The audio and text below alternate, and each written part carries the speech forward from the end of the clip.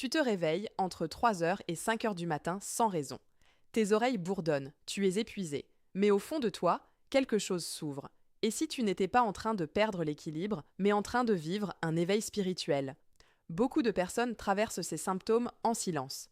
Migraine soudaine, fatigue intense, hypersensibilité émotionnelle, changement alimentaire, impression d'être différent. Dans cette vidéo, tu vas comprendre ce que signifient vraiment les symptômes du taux vibratoire élevé et surtout comment accompagner cette transition sans te laisser submerger. Ne zappe pas, parce que le dernier point est celui que presque tout le monde oublie. Et c'est pourtant la clé pour stabiliser ton énergie. Il y a quelque temps, une abonnée m'a écrit. Elle pensait faire un burn-out. Pression au sommet du crâne, réveil nocturne à heure fixe, envie soudaine de solitude. Les médecins ne trouvaient rien d'anormal. Mais énergétiquement, tout changeait. On parle souvent de taux vibratoire sans vraiment comprendre ce que cela signifie. En réalité, c'est simple. Tout dans l'univers vibre. Tes cellules, tes pensées, tes émotions. La Terre elle-même émet une fréquence naturelle, connue sous le nom de résonance de Schumann. Pendant longtemps, on l'a associée à 7,8 Hz. Certains observent aujourd'hui des variations plus élevées, autour de 12,8 Hz lors de pics. Si la Terre ajuste son pouls, ton corps peut chercher à s'aligner. Et cet ajustement crée des symptômes. Le premier signe fréquent, ce sont les pressions au sommet du crâne, comme un casque invisible, un fourmillement étrange. Dans les traditions énergétiques, on associe cela à l'ouverture du chakra coronal. L'énergie circule davantage. Ton système nerveux traite plus d'informations subtiles. Ensuite vient la fatigue extrême. Tu dors, mais tu te réveilles vidé. Ton corps travaille en profondeur. Certains parlent de restructuration cellulaire, d'autres de libération de mémoires émotionnelles.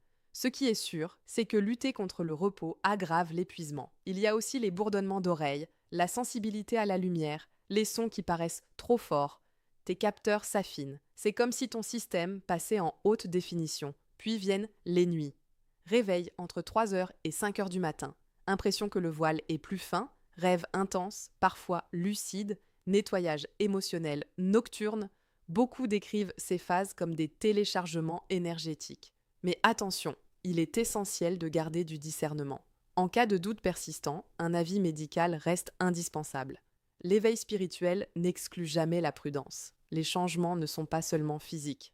Tu deviens plus sensible émotionnellement, tu pleures plus facilement, tu ressens les ambiances. Certaines conversations te fatiguent instantanément. Tu as besoin de solitude. Ce n'est pas un rejet des autres, c'est un réalignement. Quand ton taux vibratoire augmente, tout ce qui ne résonne plus avec toi devient difficile à supporter. Certaines relations s'éloignent, d'autres apparaissent. C'est une mue. Même ton alimentation change. Attirance pour des aliments plus légers. Besoin accru d'eau. Parfois, au contraire, besoin d'aliments racines pour rester ancré. Ton corps cherche l'équilibre, et c'est ici que beaucoup se trompent. Ils pensent que plus l'énergie monte, mieux c'est. Faux. Sans ancrage, une élévation vibratoire peut te donner l'impression d'être dans une cocotte minute. Migraine, agitation, insomnie. La stabilisation est essentielle. Marche en nature, forêt, eau, terre. Visualise des racines sous tes pieds. Respire profondément. Médite quelques minutes chaque jour pour calmer le système nerveux. Certaines personnes utilisent des sons en 432 Hz pour harmoniser leur champ énergétique. L'ancrage n'est pas optionnel, c'est la base. Si tu traverses actuellement ces symptômes et que tu te sens perdu, ne reste pas seul avec tes questions. Parfois, comprendre précisément ce qui se passe dans ton énergie permet d'éviter des mois d'incompréhension. Tu peux réserver une consultation personnalisée avec une voyante professionnelle. Le lien se trouve dans la description de cette vidéo. Si tu sens que c'est le moment d'y voir clair, fais-le maintenant. Plus tu comprends tôt, plus la transition est douce. Il y a aussi ces phénomènes étranges, ampoules qui grillent, appareils qui bug, synchronicité à répétition, heures miroirs comme 11-11, coïncidences troublantes. Quand ta conscience s'élargit, tu remarques ce que tu ignorais avant. La question n'est pas « est-ce réel ?», la question est « qu'est-ce que cela éveille en toi ?» Parce que le véritable signe d'un éveil spirituel n'est pas la migraine, ni les insomnies, ni les synchronicités. Le vrai signe, c'est la conscience. Tu commences à observer, à remettre en question, à écouter ton intuition. Mais voici ce que presque personne ne dit.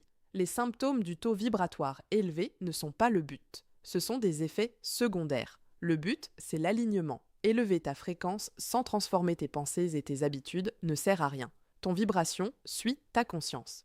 Si tu veux aller plus loin et comprendre où tu en es précisément dans ce processus, une consultation peut t'aider à identifier si tu vises un éveil, un déséquilibre énergétique ou simplement une période de transition personnelle. Le lien pour parler à une voyante professionnelle est en description. N'attends pas que la confusion s'installe. Dis-moi en commentaire quels symptômes t'a le plus marqué. Les réveils nocturnes, la fatigue, les synchronicités. Je lis vos retours attentivement. Abonne-toi si tu veux explorer ces sujets en profondeur. Ici, on parle d'éveil spirituel avec lucidité et discernement. Souviens-toi d'une chose, tu n'es pas en train de devenir différent, tu es en train de devenir plus conscient, et l'univers ajuste toujours ceux qui sont prêts. À toi d'écouter.